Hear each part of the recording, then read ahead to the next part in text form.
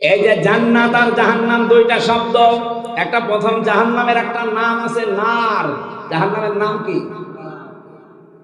এই জাহান্নামের নার, আগুন, এটা পুরোটাই যেহেতু আমার আল্লাহ আগুন দিয়ে জ্বালিয়ে রেখেছেন, এই জাহান্নামে আল্লাহ দেবেন কাদের? এই জায়গায় একটা প্রশ্ন আছে।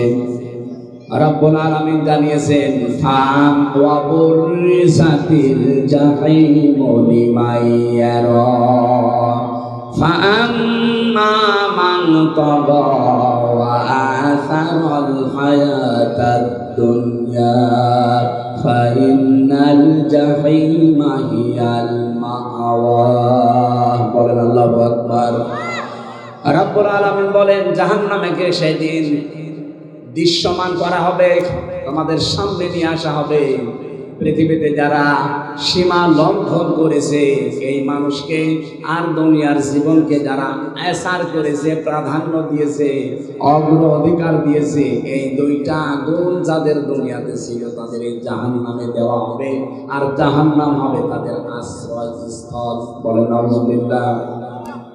সূরা নাবার ভেতরে পেয়েছি ইন্না জাহান্নামা কানাত মিরসাদা লিত্তাগিনা মাআবা লাবিসিনা ফিহা আহকাবা। অবশ্যই জাহান্নাম একটা গোপন ফাঁদ, এটা একটা ঘাঁটি। এই ঘাঁটিতে আল্লাহ কাদেরকে দেবেন?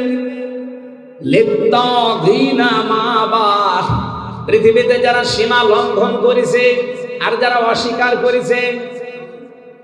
নবীজি বললেন কুল্লু উম্মতি ইয়াদখুলুনাল জান্নাহ, আমার প্রতিটি উম্মত নারী হোক আর পুরুষ হোক প্রত্যেকে জান্নাতে যাবে। ইল্লা মান আবা, শুধু যারা আবা তাদেরকে জান্নাত আল্লাহ দেবেন না। সাহাবী বললেন হে রাসূল আবা কারা? কিলা ইয়া রাসূলুল্লাহ মান ইয়া আবা, আবা কি জিনিস? নবীজি বললেন মানা তাআনি দাখালাল জান্নাহ ওয়া মান আসানি দাখালান নার ফাকাদ আবা। হাদিসের শেষ অংশের ব্যাখ্যা হচ্ছে এটা, এই পৃথিবীতে যেই লোকটা আল্লাহর রাসূলের আনুগত্য করে চলবে, এই লোকটা নবীদের সাথে জান্নাতে থাকবে। যারা আল্লাহর রাসূলের আনুগত্য করে চলে না, তার নিয়ম নীতি দেখে চলে না, এই মানুষগুলো ওই আবা।